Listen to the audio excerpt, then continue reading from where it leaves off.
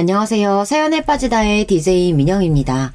오늘 사연자는 최근 절대 한 사람 말만 듣고 모든 걸 판단해서는 안 된다는 교훈을 얻었다는데요. 과연 어떤 사연인지 들어보시겠습니다. 오늘도 2가지 사연 준비되어 있는데요. 끝까지 들어주실 거죠? 그럼 바로 시작할게요. 구독과 좋아요 잊지 말고 꾹 눌러주세요. 안녕하세요. 저는 결혼한 지 10년 차 워킹맘 40대 여자입니다. 저는 남편과 함께 초등학생인 아들 둘을 키우고 있어요. 결혼하고 지난 10년 동안 일하랴 애 키우랴 하루도 쉬는 날 없이 정신없이 살다 보니 어느새 결혼 10년 차가 됐네요. 바로 얼마 전까지만 해도 혼자서는 아무것도 못하는 아들 둘을 쫓아다니느라 시간 가는 줄 모르고 살았거든요. 애들 챙기랴 회사 눈치 보랴 하루하루가 살얼음판이었죠. 주변에서는 다들 저만 보면 어떻게 그렇게 사느냐고 친정이든 시댁이든 도움을 좀 받으라고 했어요. 자식들 돈 버느라 바쁜데 부모님들이 좀 도와주실 수 있는 거 아니냐고요. 물론 저도 처음 아이들을 낳았을 때는 그런 생각도 했었어요. 양가에서 다들 결혼하면 아이부터 낳아야 한다고 하도 그러시길래 낳기만 하면 알아서 키워주시는 줄 알았죠. 하지만 현실은 그렇게 호락호락하지 않았습니다.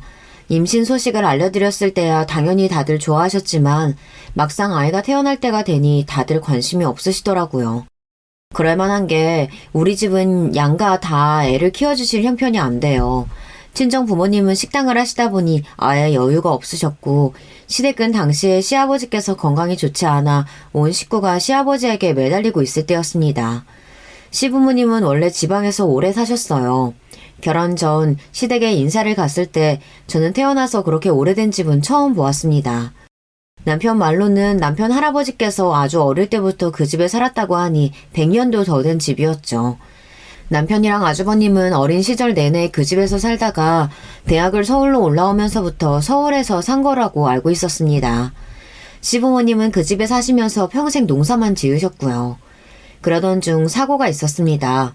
당시에 저와 남편이 결혼하기 직전이었는데 그날도 어김없이 밭에 나가셨던 시아버지께서 갑자기 쓰러지셔서 급하게 뇌혈관 쪽에 수술을 받으셨어요. 저와 남편의 결혼식 날도 시아버지의 건강은 썩 좋지 않으셨습니다. 시아버지는 수술하시고도 경과가 좋지 않아 계속 치료를 받아야 했어요. 동네에 큰 병원이 없다 보니 정기적으로 서울의 대학병원에 올라와서 검사를 받으셔야 했어요. 그럴 때마다 아주버님이나 저희 남편이 번갈아 가며 병원에 모시고 갔습니다. 하루 종일 병원에서 검사를 받고 나오시면 아버님 컨디션이 안 좋다 보니 서울에서 며칠 쉬다가 내려가시고는 했어요. 그럴 때마다 우리 집이나 형님네에서 지내셨죠. 형님네랑 한 번씩 번갈아서 한다고 해도 2달에 한 번씩은 우리 집에서 묵으시는 거예요. 그리고 무엇보다 올라오실 때 딱 며칠 묵고 내려가시겠다는 걸 정하고 오시는 게 아니다 보니 하루를 묵으실지 일주일을 묵으실지 알 수가 없었습니다. 그러다 보니 며느리들은 힘이 들 수밖에 없었죠. 한 번은 그런 적도 있었어요. 저야 결혼한 지 얼마 안 된 새색시다 보니 할 줄 아는 거라고는 전기밥솥으로 밥하는 거랑 라면 끓이는 게 다였어요. 더군다나 아침이면 출근했다가 저녁이 다 돼서야 돌아오니 제가 시부모님께 해드릴 수 있는 게 많지 않았죠. 그러다 보니 매일 배달 음식을 시켜드리거나 퇴근하고 오는 길에 반찬을 사오고는 했어요. 평생 반찬이라고는 사서 드셔보신 적이 없는 시어머니께서는 그런 저를 이해하실 수가 없었죠. 나도 결혼해서 평생 애들 키우면서 하루도 안 쉬고 밭일한 사람이야. 그래도 매 끼마다 꼬박꼬박 밥에 찌개에 새참까지 해다 바쳤다. 근데 너는 꼴랑 회사 하나 다니면서 집안 꼬라지가 이게 뭐니? 이깟 반찬까지 사서 먹으면 돈은 언제 모아? 저도 어머님 아버님께 맛있는 거 해드리고 싶죠. 근데 제가 워낙 솜씨가 없어서 제가 해드려도 안 좋아하실 게 뻔한데 창피해서 해드릴 수가 없었다니까요. 괜히 제가 했다가 다 버리면 어떡해요. 제 성격의 유일한 장점이 싫은 소리를 들어도 쉽게 기죽지 않는다는 겁니다. 딸부잣집의 막내로 자라서 언니들한테 별의별 잔소리란 잔소리는 다 들으면서 컸거든요. 그러다 보니 이 정도 잔소리는 저에게 잔소리도 아니었어요. 아무리 이제 막 결혼한 새댁이라지만 둘째 너는 심해도 너무 심하다. 시부모가 자주 오시는 것도 아니고 한 달에 고작 한 번 올라오는데 냉장고에 먹을 거라고는 김치밖에 없는 게 말이 되니? 뭐라도 하나하나 해봐야 느는 거지. 제가 설마 안 해봤겠어요? 안 그래도 어머님 아버님 오신다고 하면 저도 나름 장 봐서 해보려고 하는 건데 하는 족족 다 실패해서 어쩔 수가 없었어요. 시어머니도 처음에 몇 번은 저에게 화도 내고 가르쳐보려고도 하셨지만 이내 포기하셨습니다. 시부모님께서 우리 집에 오시면 쉬다 가시는 게 아니라 일이 더 많았으니까요. 오히려 저와 남편이 집에 없으니 집안일까지 다 해주고 가시기 일쑤였어요. 그러다 보니 시어머니께서 자꾸만 병원에 올라올 때마다 저희 남편 말고 아주버님에게 나오라고 하셨나 봐요. 시어머니도 저에게 질리신 거죠. 둘째는 집도 너무 좁고 둘 다 일해서 바빠. 나도 서울에 온 김에 며칠 쉬다가 내려가려고 해도 영 갑갑해서 하루도 못 있겠다. 어차피 한 달에 한 번인데 그냥 너희들이 데리러 오면 안 되니? 시어머니께서 우리 집은 불편하시다며 서울에 올 때마다 아주버님 댁으로 가시겠다고 했어요. 주영이 엄마도 애들 챙기느라 정신없어요. 며느리가 둘이나 있는데 맏며느리한테만 다 하라고 하면 어떡해요. 더군다나 재수씨는 아직 애도 없잖아요. 아이고, 그까지 애 키우는 게 뭐가 힘들다고? 우리가 매일 올라오는 것도 아니고 한 달에 한 번 올라오는 건데 그것도 힘들다고 이러는 거야? 이래서 자식 새끼 키워봐야 소용없다고 하는 거라니까. 에이, 됐다. 앞으로는 그냥 병원만 갔다가 그냥 바로 집에 내려갈 테니까 그런 줄 알아라. 아주버님이 무슨 말을 해도 시어머니는 우리 집으로는 오고 싶지 않아 하셨어요. 차라리 그럴 바에 병원만 들렸다가 내려가겠다고 하셨습니다. 어머님, 아니에요. 이 사람이 저 힘들까봐 그렇게 말한 건데 저 하나도 안 힘들어요. 그냥 앞으로는 병원 갔다가 우리 집으로 오세요. 동서가 일하느라 바빠서 어머님 아버님 챙기기 힘들었을 텐데 제가 그 생각을 못했네요.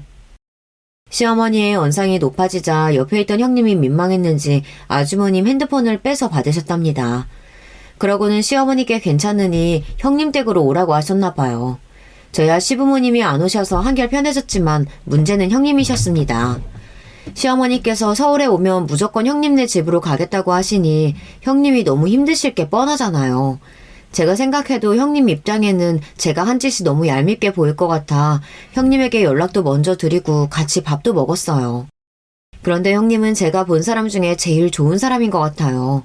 좋은 사람 정도가 아니라 천사가 아닌가 싶었습니다. 형님, 제가 일부러 그러려고 한 건 아닌데 어머니께서 우리 집에 오시면 답답하고 불편하셨나 봐요. 제가 너무 부족해서 형님을 힘들게 해드리네요. 죄송해요, 형님. 아니야, 동서. 동서야 결혼한 지 이제 1년도 안 됐는데 시어머니 시집살이가 쉬운가. 나야 벌써 결혼한 지 몇 년인데. 나도 처음엔 어머니 힘들었었는데 지금은 괜찮아.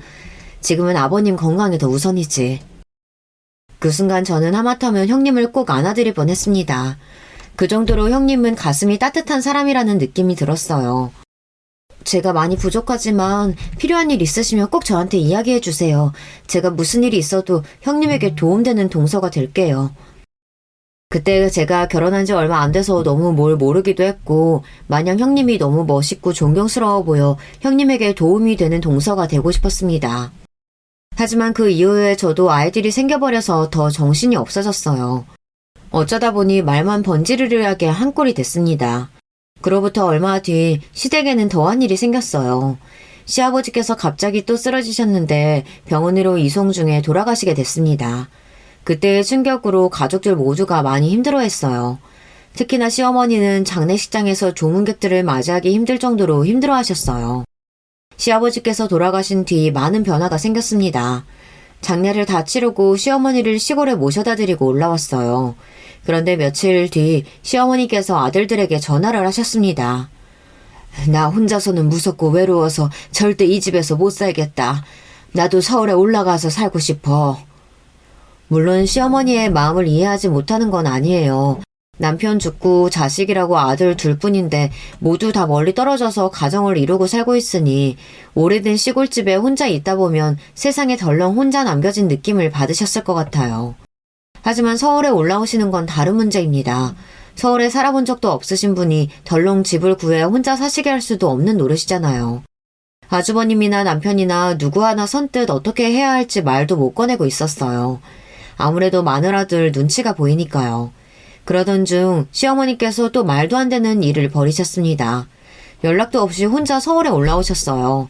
평일 대낮에 갑자기 올라오셔서는 저희 남편에게 서울역으로 데리러 오라고 하셨답니다. 남편은 출근해서 일하고 있었으니 갑자기 갈 수가 없었죠. 그런데도 시어머니는 막무가내였대요. 다 늙은 엄마가 서울에 혼자 올라왔는데 너희는 걱정도 안 되냐? 네가 안 되면 너희 마누라라도 빨리 보내. 시어머니는 왜 그렇게 화가 나셨는지 전화에다 대고 소리까지 지르셨답니다. 둘 다 일하고 있는데 지금 당장 서울역에 어떻게 가요? 바로 택시 불러드릴 테니까 타고 우리 집에 가 계세요. 퇴근하고 금방 갈게요. 됐고! 난 택시 타고 너희 형네가 있을 테니까 너나 네 마누라 퇴근하면 바로 이리로 와. 할 얘기 있으니까. 시어머니는 본인 하실 이야기만 하고 전화를 끊어버렸대요. 그날 저녁 저와 남편은 퇴근하자마자 피곤한 몸을 이끌고 아주버님 댁으로 갔습니다. 저는 아주버님 댁에 가기 전부터 이미 긴장한 상태였어요.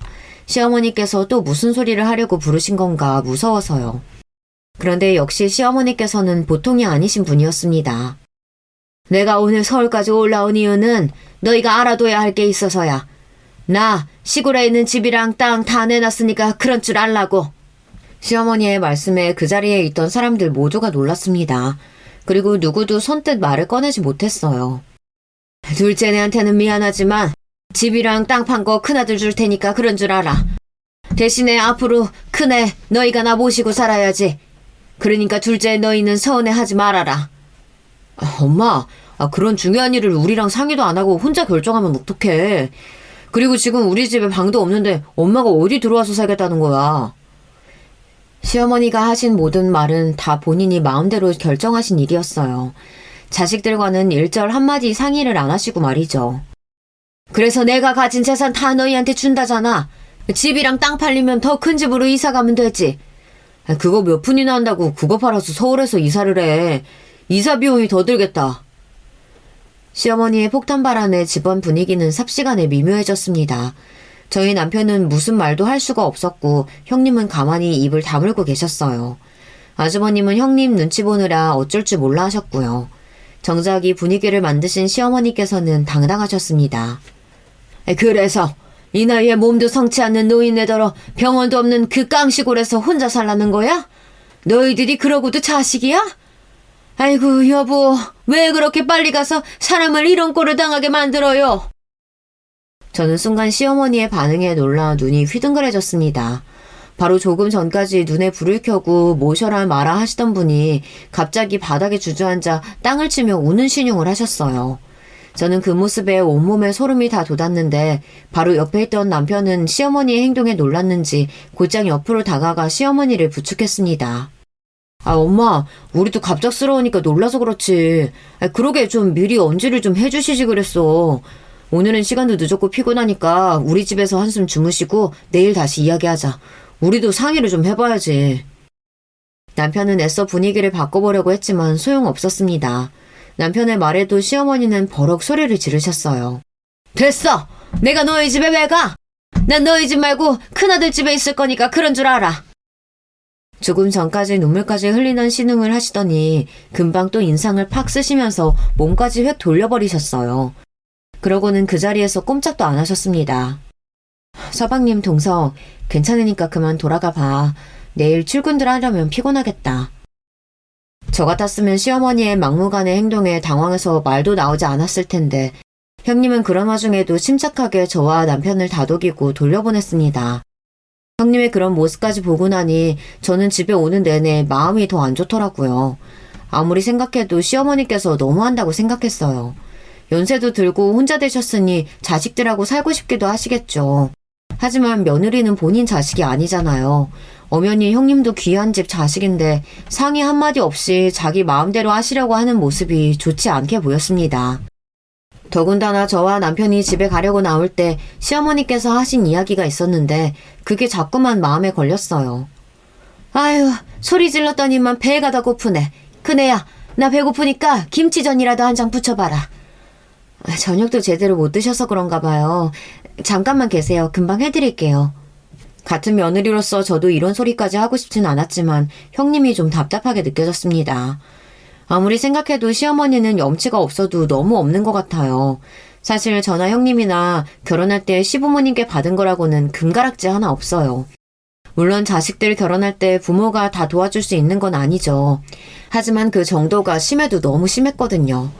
결혼 준비부터 신혼여행까지 싹 다 저희가 다 알아서 하는 것도 모자라서 신혼집 가전 가구를 보러 다니는데 시어머니께서 굳이 따라와서는 시댁에 텔레비전이랑 세탁기가 오늘 내일 한다고 바꿔달라고 하셨어요. 저는 제가 그걸 왜 해드려야 하나 싶어 못 들은 척하고 있었습니다. 해드릴 생각이 없었거든요. 그런데 그때 시어머니께서 하시는 말씀이 기가 막혔어요. 네 동서 결혼할 때는 장롱이랑 싱크대 싹 바꿔주느라 돈천 들어갔다. 근데 둘째 너는 텔레비전이랑 세탁기면 거저 결혼하는 거다 얘. 그때도 이게 무슨 소리인가 했습니다. 시어머니 말은 텔레비전과 세탁기를 예단으로 해달라는 소리 같았어요. 어머니, 예단이야 서로 오고 가는 게 있을 때 하는 거죠. 저희 지금 전세도 간신히 구했는데 예단을 어떻게 해드려요. 이럴 때는 물색 없는 제 성격이 편해요. 시어머니의 말도 안 되는 소리를 들어주고 싶지 않아 저는 바로 반박했습니다. 그 순간 시어머니의 표정은 엉망이었어요. 새빨개져서는 연신 씩씩거리셨습니다. 둘째 너 지금 우리가 집도 안 해줬다고 툴툴거리는 거냐? 네가 뭐든 오고 가는 게 있어야 한다고 하니까 나도 하는 말인데 둘째 네가 우리 아들 짝으로 공평하다고 생각해? 너는 들어본 적도 없는 대학 나와가지고 코딱지만한 회사 다니잖아. 근데 우리 둘째 아들은 서울의 명문대까지 나와가지고 방송국에서 일하던데 우리가 미치는 장사라고 생각 안 하니? 저는 순간 말문이 턱하고 막혔습니다. 시어머니 말씀은 제가 남편에 비해 많이 부족하니 시댁의 텔레비전에 세탁기 정도는 사주고 시집와야 한다는 소리였죠. 저는 결국은 결혼하면서 시댁에 세탁기와 텔레비전을 바꿔드렸어요. 마음 같아서는 절대 해드리고 싶지 않았는데 그 이후로 자꾸만 제 앞에서 학벌이니 직장인이 자꾸만 걸고 넘어지시는 바람에 더럽고 치사해서 그냥 사드렸어요. 그때 일은 다 잊고 있었다고 생각했는데 갑자기 생생하게 떠오르면서 시어머니가 정말 양심이 없다는 느낌마저 들었습니다. 며느리들한테 해준 것도 없으면서 평생 받기만 하려고 하니 너무 얄밉더군요. 그렇게 시어머니의 서울살이가 시작됐습니다.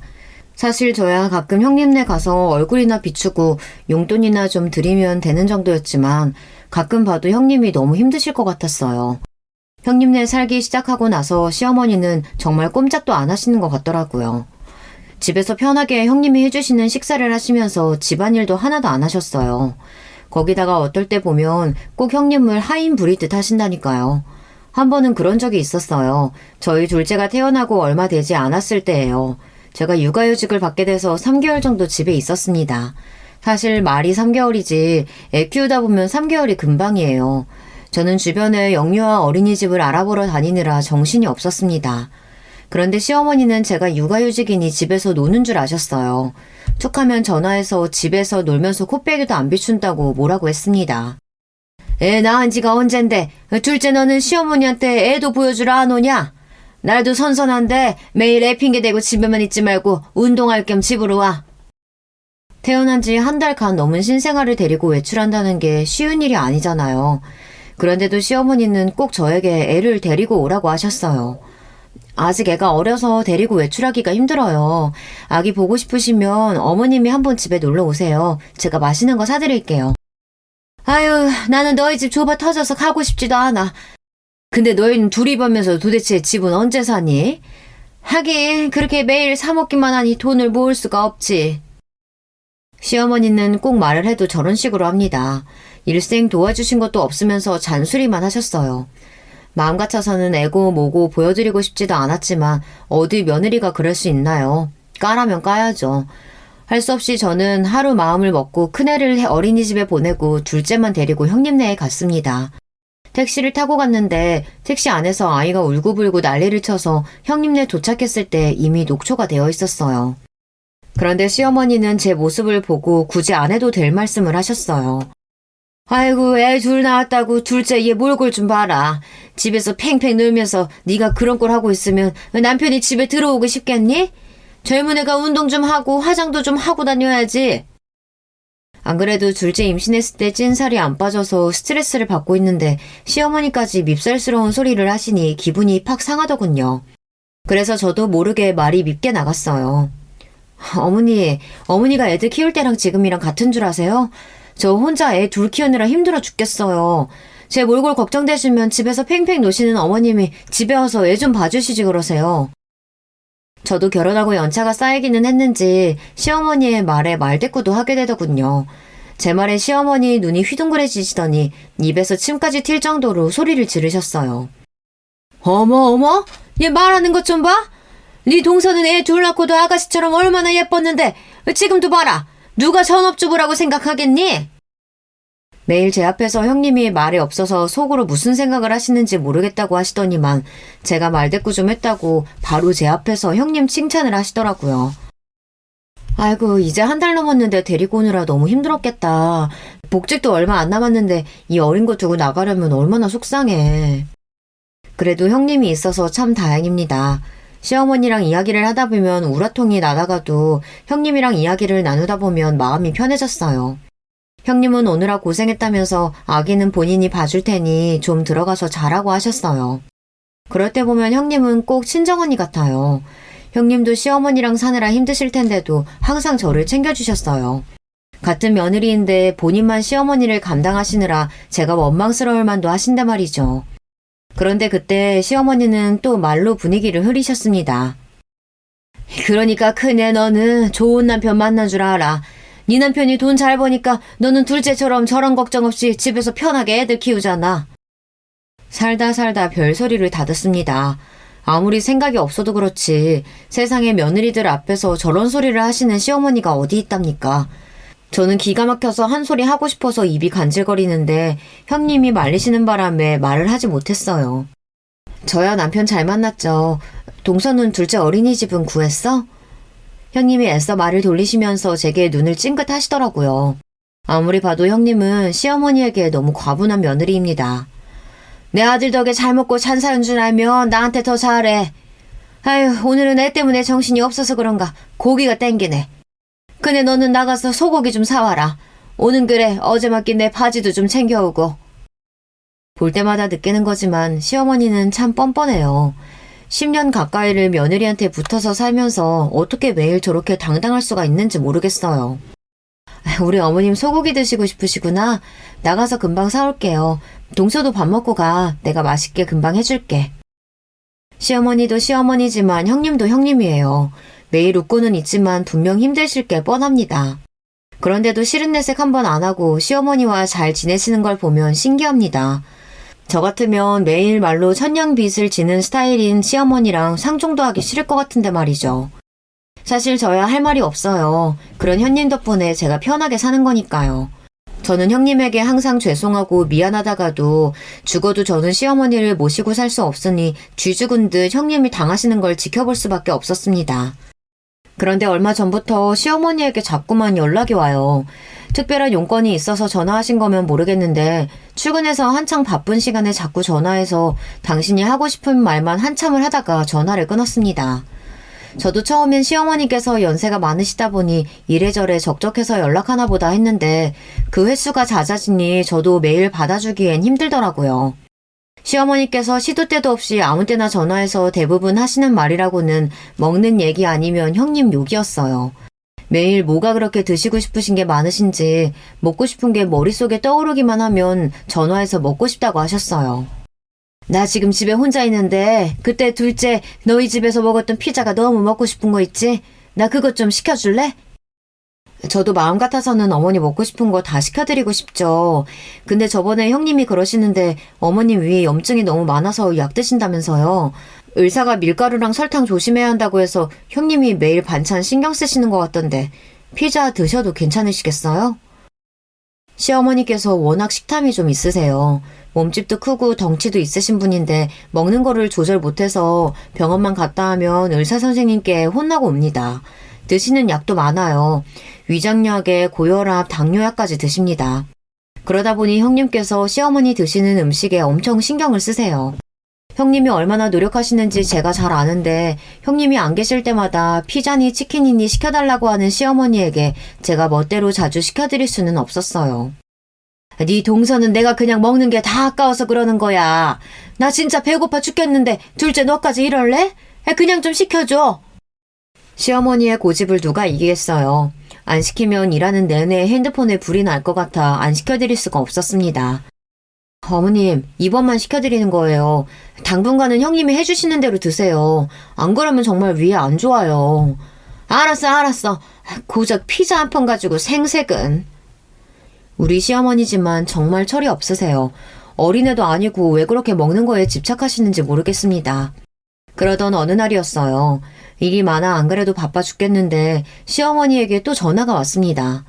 마음 같아서는 바빠서 전화고 뭐고 안 받고 싶었지만 안 받으면 받을 때까지 계속 하실 것 같아 몰래 화장실에 가서 전화를 받았어요. 그런데 역시나 시어머니는 전화를 받자마자 쓸데없는 소리를 하기 시작하셨어요. 내가 며칠 전부터 코다리찜 먹고 싶다고 너희 형님한테 말을 했는데도 짜네 어쩌네 하면서 아직도 해줄 생각을 안 하는 거 있지? 이래서 죽기 전에 재산 주면 안 되는 건데 이제 받을 거 다 받았다고 챙기지도 않는 거지 뭐. 저도 웬만하면 시어머니의 말에 호응도 해드리고 편도 들어드리고 싶었지만 말이 되는 소리를 해야 그것도 받아주죠. 제가 결혼하고 지난 10년 동안 지켜본 바에 의하면 저희 형님 같은 분이 없어요. 시어머니라고 해준 것도 없이 매일 잔소리만 하고 구박만 했는데도 시아버지 돌아가시고 나서 당신은 절대 혼자 못 산다는 말에 형님께서 모시고 사는 거예요. 시어머니 말로는 재산 줄 거 다 줬으니 당연한 일이라고 하셨지만 자식들 생각은 달랐습니다. 재산이라고 해봐야 시골에 다 쓰러져가는 시골집 하나였어요. 그 시골집 앞에 작은 밭이 하나 있고요. 제가 알기론 그 집도 워낙 시골 촌구석에 있고 100년도 넘은 오래된 집이라 내놓은 지 한참이지만 아직 팔리지도 않는 걸로 알고 있습니다. 그것도 시아버지가 돌아가시고 아주버님 명의로 옮겨준 것 뿐이지 형님이랑은 상관도 없어요. 그런데도 형님은 벌써 10년 넘게 시어머니를 모시고 살고 계세요. 사실 시어머니가 뭐라고 투덜거리시든 저는 아무리 생각해도 형님이 대단하다고 생각해요. 저는 시어머니가 아무리 재산이 많다고 해도 절대 같이 사는 건 못할 것 같거든요. 시어머니의 그 변덕스러운 성격을 맞출 사람은 이 세상에 아무도 없습니다. 그날도 전화해서 한참을 먹는 얘기랑 형님 욕을 한바탕 하시더니만 끊을 때가 되니 저에게 뜬금없는 소리를 하셨어요. 그래서 말인데 내가 이번 주에 너희 집에 놀러 갈 테니까 둘째 네가 코다리찜 좀 해둘래? 며칠 전부터 목도 칼칼하고 머리도 아픈 게 코다리찜만 좀 먹으면 몸이 싹 날 것 같다. 그놈의 코다리찜 그냥 좀 한 끼 밖에서 사 드시면 되시지 그걸 가지고 고추고도 며느리들을 귀찮게 해야 속이 풀리시나 봐요. 시어머니는 하다하다 이제 저에게까지 음식을 해놓으라고 시켰습니다. 제가 형님보다 음식 솜씨가 없어서 어머님이 좋아하실지 모르겠지만 그래도 오신다고 하면 제가 준비는 해놓을게요. 저는 제 의지와는 상관없이 시어머니께 주말에 오시라고 했습니다. 시어머니께서 저렇게까지 노골적으로 이야기하시는데 제가 어떻게 안 된다고 할 수가 있었겠어요. 평일 내내 출근해서 일하고 퇴근하고 집에 들어가면 밀린 집안일을 하느라 잠시도 쉴 시간이라고는 없습니다. 그나마 주말에 아이들과 시간을 보내고 집에서 뒹굴뒹굴 쉬기도 하는 건데 시어머니께서 갑자기 주말에 오시겠다고 하시니 저는 평일 내내 속이 답답하고 우울했어요. 그래도 어쩌겠어요. 시어머니 모시고 사느라 매일 시달리는 형님도 계신데 같은 며느리로서 주말에라도 제가 시어머니를 챙겨야 형님도 그나마 쉴 수 있을 테니 형님을 생각해서 하루 정도는 참아보기로 했습니다. 저는 없는 솜씨에 여기저기 물어물어 시어머니께서 노래를 부르시던 코다리찜을 만들어뒀어요. 그런데 코다리찜 노래를 부르시던 시어머니는 어디 가셨는지 제가 차려놓은 밥상을 보고는 썩 좋아하시지 않았습니다. 어머니, 제가 어머님 입맛에 맞게 준비한다고 노력했는데 코다리찜이 입에 안 맞으세요? 저는 제가 한 음식이 마음에 안 들어서 그러시나 보다 했는데 그게 아니었습니다. 집에 도착했을 때부터 표정이 별로 좋지 않으시더니만 갑자기 들고 있던 수저를 식탁에 내려놓고 눈물을 흘리며 흐느끼기 시작하셨어요. 함께 식사하던 저와 남편은 놀라서 왜 그러시냐고 물었습니다. 우리 둘째가 차려준 따뜻한 밥 먹으니 갑자기 내가 너무 서러워져서 그만 괜히 놀라게 해서 미안하다. 에이, 형님 음식 솜씨 좋은 거야 동네 사람들이 다 아는데 뭘 이 정도 가지고 그러세요. 부끄러워요, 어머님. 그래도 제가 만든 음식이 입에 맞으셔서 다행이다 싶었던 그 순간 시어머니께서 하시는 말씀이 충격적이었어요. 그게 사실은 나 너희 동서한테 밥 못 얻어먹은 지 꽤 됐어. 내가 얼마나 배고프고 힘들면 일하는 너한테 전화해서 밥 좀 해달라고 구걸을 했겠니? 어머님도 참 구걸이라뇨. 그리고 형님이 어머님 생각을 얼마나 많이 하는데 밥을 안 차려준다고 그러세요. 저도 웬만하면 시어머니 말에 토를 안 다는데 틈만 나면 저나 남편에게 형님 욕을 하시니 저도 더는 듣기 싫더라고요. 너희는 몰라. 너희 동서가 얼마나 사악하고 여우 같은지. 순간 시어머니는 뭐가 그렇게 불만스러운지 미간까지 잔뜩 찌푸리시며 언성을 높이셨어요. 그러면서 저희에게 하는 말이 우리는 형님에 대해 전혀 모른대요. 시어머니의 말씀에 저와 남편은 기가 막혀 낮은 한숨을 쉬었습니다. 그런데도 시어머니는 굴하지 않고 계속해서 형님 이야기를 했습니다. 너희가 몰라서 그렇지 너희 동서 보통 년 아니야. 사람들이 있는 앞에서나 나한테 잘하는 척하면서 효부 노릇하지. 둘이 있을 땐 완전히 다른 사람이라니까? 시어머니 말씀에 따르면 형님이 시어머니에게 밥상을 차려준 지가 언젠지도 모를 정도로 오래됐답니다. 엄마, 형수님도 애들의 형에 매일 챙기느라 힘든데 엄마 밥까지 어떻게 매일 차려드려. 형수님 바쁠 때는 당연히 엄마가 차려 먹어야지. 남편은 시어머니의 심술에 형수에게 그러지 말라고 당부했습니다. 형수도 힘든데 그럴 수도 있다고요. 사실 저나 남편이나 우리가 아는 형님이 일부러 시어머니 밥을 안 챙길 분이 아니라는 것쯤은 알아요. 얄미운 짓을 해도 시어머니가 형님에게 하면 할 사람이었죠. 그런데 그 순간 시어머니께서 말도 안 되는 행동을 하셨어요. 갑자기 닭똥 같은 눈물을 뚝뚝 흘리시면서 충격 고백을 하기 시작했어요. 너희들은 그년 진짜 얼굴을 몰라서 그래. 나 사실은 너희 동서한테 날마다 맞고 살아. 이거 봐. 여기 목 뒤에 생긴 멍도 얼마 전에 그년이 들고 있던 국자로 내려쳐서 이렇게 된 거라니까? 생각지도 못한 시어머니의 발언에 저와 남편은 너무 황당한 나머지 말문이 막히고 말았습니다. 더군다나 머리를 숙이며 목에 난 상처를 보여주는데 시어머니의 말대로 뭔가로 맞은 것처럼 멍이 들어있었어요. 엄마, 정말 형수가 엄마를 때렸어? 그것도 한 번이 아니라 여러 번 그랬다는 거냐고. 어디, 여기 말고 또 어디를 맞았는데? 남편은 심각해진 얼굴로 시어머니 몸 여기저기를 살폈습니다. 그러자 시어머니는 형님에게 맞았다면서 맞은 부위를 보여주며 상세하게 설명까지 했어요. 내가 배고프다고 밥 달라고 하면 들고 있던 걸 던지는 건 일수고 국자나 주걱 같은 걸로 여기저기 찌르고 때리는 건 다반사야. 거기다가 내가 잠이 안 와서 조금 뒤척이다가 거실에라도 나가면 놓친 내가 배에 걸신이 들려서 또 먹으러 나왔다고 2년 전년 욕까지 한다니까? 아들, 엄마 너무 무서워서 더는 너희 형수랑 못 살겠다. 형수가 엄마를 때리고 욕까지 했다고? 도대체 형은 뭐하고 엄마가 형수한테 당하는 걸 보고만 있었어? 남편은 잔뜩 흥분한 목소리로 지금이라도 당장 형님을 잡으러 갈 기세였습니다. 너희 형수가 보통 년인 줄 알아? 너희 형 없을 때만 교묘하게 사람을 들들 볶고 괴롭힌다니까? 거기다가 얼마나 영악한지. 때리고 물건 던질 때도 안 보이는 데만 골라서 던지고 때려요. 말도 안 돼. 형수가 어떻게 그런 짓을... 시어머니의 충격 고백에 남편도 많이 놀라서 어쩔 줄 몰라 했지만 저도 놀라긴 마찬가지였습니다. 정말 손이 덜덜 떨리고 심장이 금방이라도 터질 것처럼 빠르게 뛰었어요. 그 정도로 저에게는 믿기지 않고 충격적인 일이었습니다. 물론 저도 40년 넘게 살면서 별의별 사람들을 다 만나보고 겪어봤어요. 인간이 제일 못되고 잔인하다는 것 정도는 저도 잘 압니다. 하지만 제 눈에는 항상 천사처럼 보였던 형님이 그랬다는 게 정말 믿을 수가 없었어요. 마치 굉장히 무서운 반전 영화를 보기라도 한 것처럼 혼이 나간 것 같았습니다. 나도 이 나이에 몸도 성치 않은 채로 남편도 없이 혼잔데 웬만하면 며느리 눈치 보면서 살려고 했지. 근데 이건 해도 너무하니 서러워서 살 수가 없다. 엄마, 더는 그 집에서 못 살겠어. 나 좀 제발 구해줘, 아들. 시어머니는 저와 남편의 손을 꼭 붙잡고 애원을 했습니다. 그 집에서 더는 못 살겠으니 제발 좀 도와달라고요. 남편은 시어머니를 형님네로 돌려보내고 싶어 하지 않았지만 저는 덥석 시어머니를 모시겠다는 말을 할 수가 없었어요. 너희도 일하랴 애들 키우랴 얼마나 힘들어. 나까지 너희한테 짐이 되면 안 되는 건데 내가 너희한테 괜한 소리를 했다. 나는 괜찮아. 지금까지 참았는데 왜 더 못 참겠어. 엄마가 참기는 왜 참아. 내가 지금 바로 형 불러서 이야기할 테니까 기다려요. 흥분한 남편은 곧바로 아주버님께 전화해 오시라고 하겠다고 소리를 질렀습니다.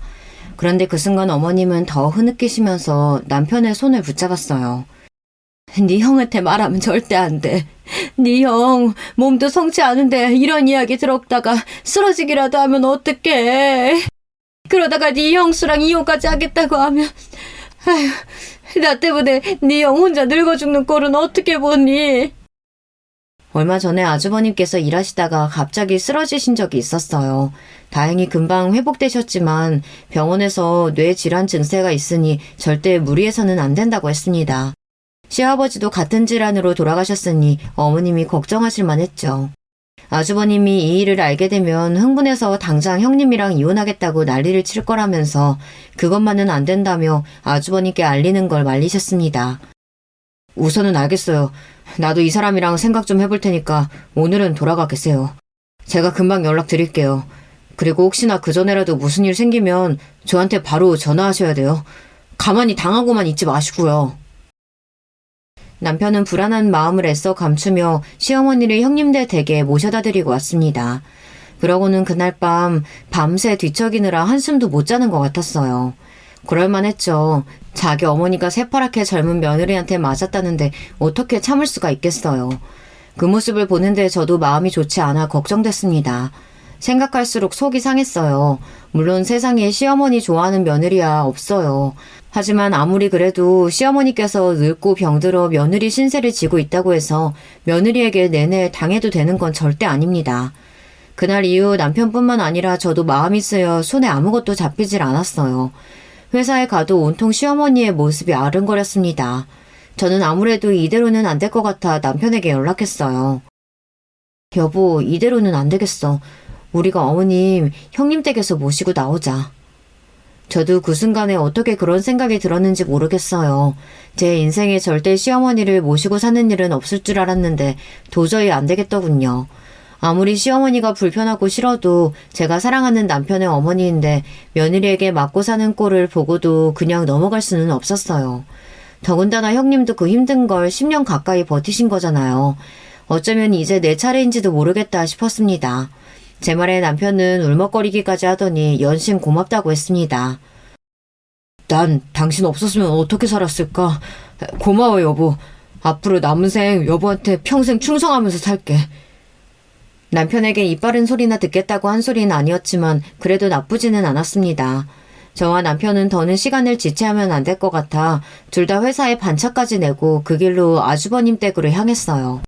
그런데 잠시 후 상상도 하지 못했던 장면을 바로 눈앞에서 목격하고 말았습니다. 아주버님 댁 현관문은 누가 망치로 두드리기라도 했는지 잔뜩 찌그러진 채 열려 있었고 거실 바닥에는 형님이 쓰러져 있었어요. 저와 남편은 너무 놀라서 형님을 흔들었습니다. 그제야 미간을 찌푸리며 형님이 몸을 일으키시는데 순간 눈이 번쩍 뜨자마자 형님은 시어머니부터 찾으셨어요. 어머, 어머님 못 봤어요? 이마에 피가 줄줄 흐르는데도 자리에서 벌떡 일어나 시어머니를 찾으시는 모습을 보니 저와 남편은 분명 뭔가 이상하다 싶었습니다. 저와 남편은 아무래도 안 되겠다 싶어 형님에게 병원부터 가자고 했어요. 형님, 누가 이런 거예요? 안 되겠다. 피 계속 나니까 우리 병원부터 가요. 난 괜찮아. 이러고 있을 시간 없어. 빨리 어머니부터 찾아야 돼. 이러다가 큰 사고라도 나면 어떡해. 형님은 뭐가 그렇게 불안한지 발을 동동 구르며 어쩔 줄 몰라 했어요. 한시라도 빨리 어머니부터 찾아야 한다고요. 형수님, 도대체 어떻게 된 일이에요? 어머니가 형수가 자기를 때린다고 하질 않나. 형수는 머리에 피가 났는데도 어머님부터 찾아야 한다고 하고. 남편은 혼란스러운지 지끈거리는 머리를 잡으며 형님을 말렸습니다. 그때였어요. 형님은 저와 남편에게 답답하다는 듯 소리를 질렀어요. 이럴 시간 없다니까? 빨리 어머님부터 찾아야 돼. 어떡해, 동서. 우리 어머님 어떡해. 형님은 어머님을 찾아야 한다고 우왕좌왕 정신없이 굴더니만 이내 바닥에 주저앉아 버렸습니다. 그러더니 펑펑 눈물을 쏟으며 미안하다는 말만 되풀이했어요. 형님의 말에 넋이 나간 저와 남편은 한참을 멍하니 있었습니다. 그 순간 형님 핸드폰 벨소리가 유런하게 울렸어요. 경찰에서 연락이 왔습니다. 시어머니를 근처 파출소에서 모시고 있다는 전화였어요. 저와 남편은 급하게 파출소로 달려가 시어머니를 모시고 왔습니다. 그런데 시어머니는 전에 만났을 때보다 더 정신없어 보이는 얼굴을 하고 횡설수설 하셨어요. 나 그 집에 가기 싫어. 그년이 자꾸 나 집에 가둬두고 때리려고 한다니까? 나 그 집에 보내면 너희도 그년이랑 한패야. 남편은 며칠 사이 변해버린 시어머니의 모습에 놀라 눈물을 연신 훔쳤습니다. 엄마, 왜 그래? 엄마 정말 치매야? 난 그것도 모르고 내내 형수만 원망했네. 형님을 가까운 응급실에 모셔다 드리고 저와 남편이 파출소에 가려고 하는데 형님이 조심스레 저희에게 이야기를 하시더라고요. 사실은 시어머니께서 치매라고요. 그 이야기를 듣고 시어머니를 모시러 파출소로 향하는데 그제야 복잡했던 퍼즐 조각이 맞춰지는 것 같았습니다. 그동안 시어머니께서 왜 이상하게 굴었는지 이해가 됐어요.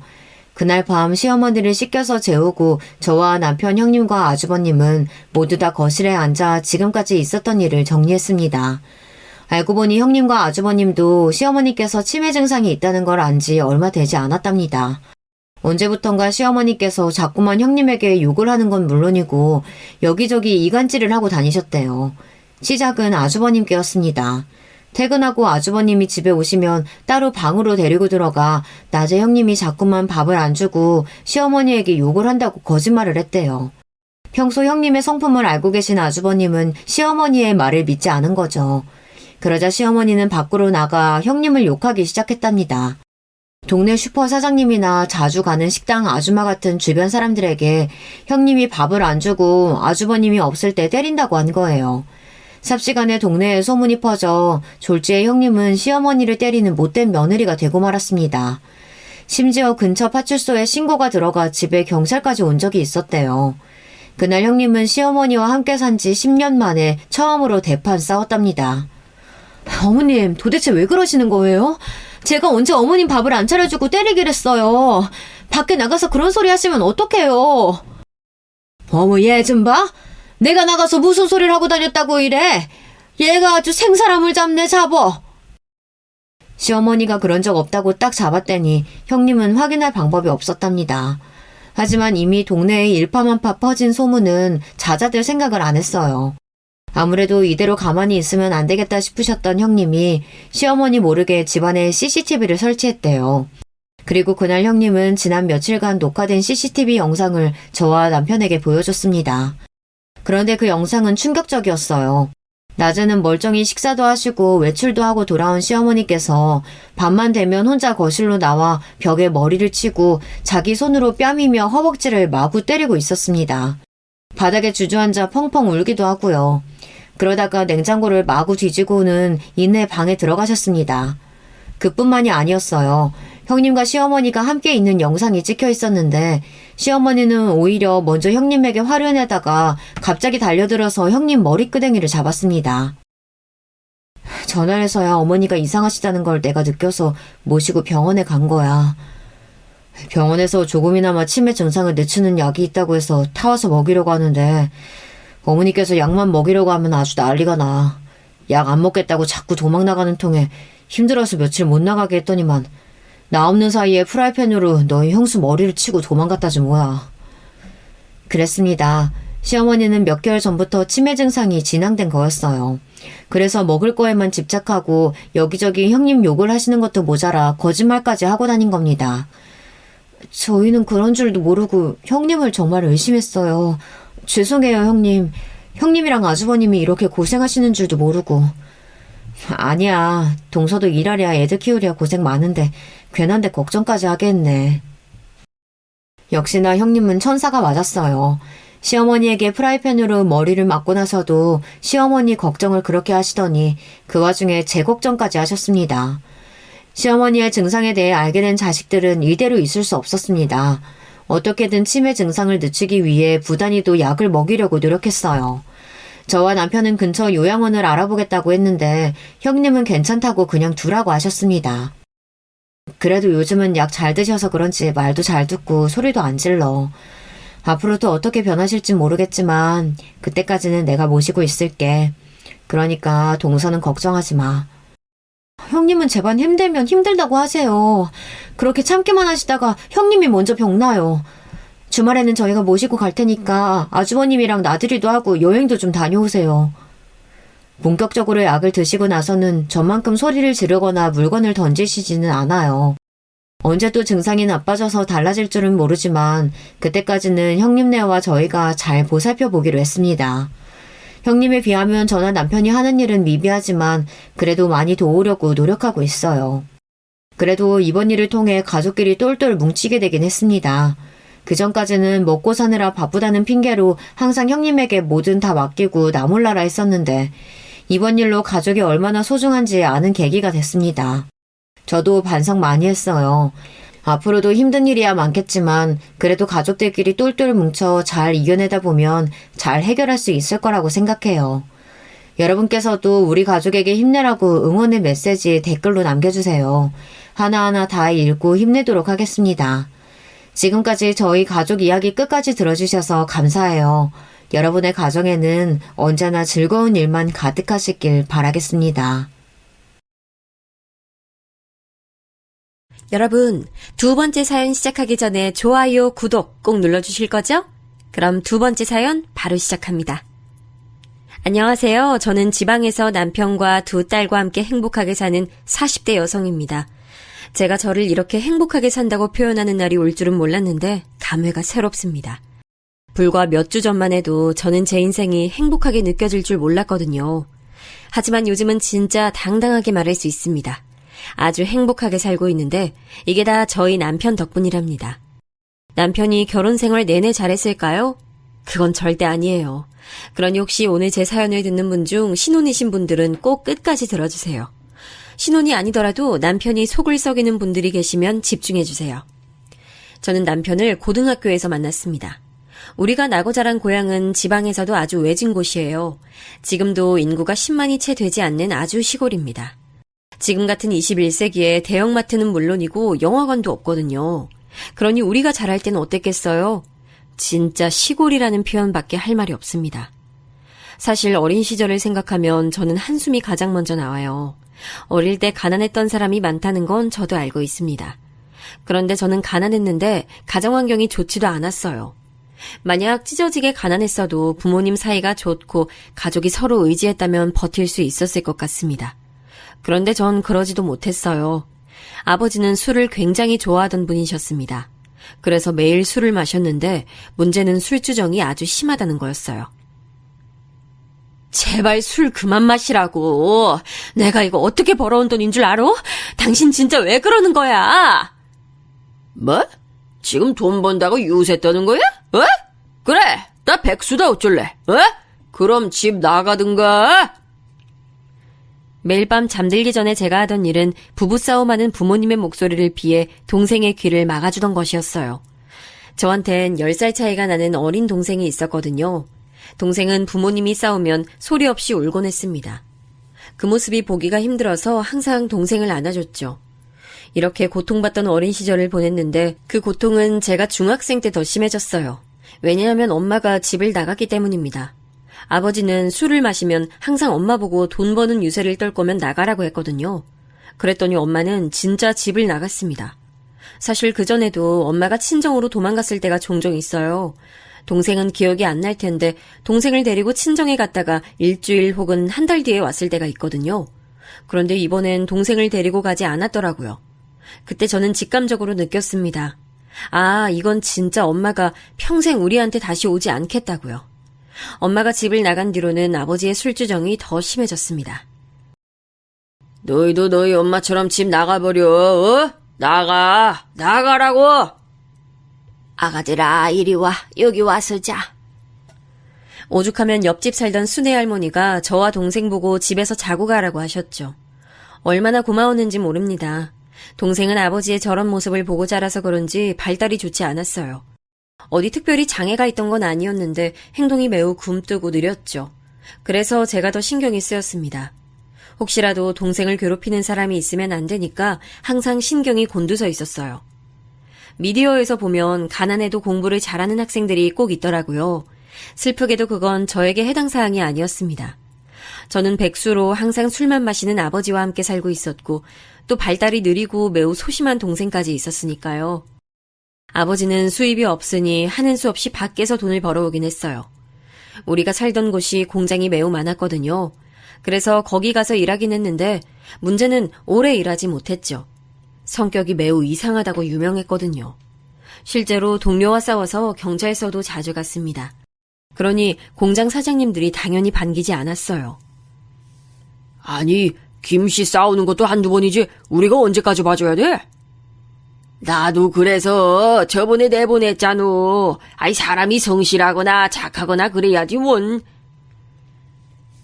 한 달 일하고 번 돈으로 몇 달을 버티고 버티는 생활의 연속이었습니다. 가난하니까 잘 먹지도 못했어요.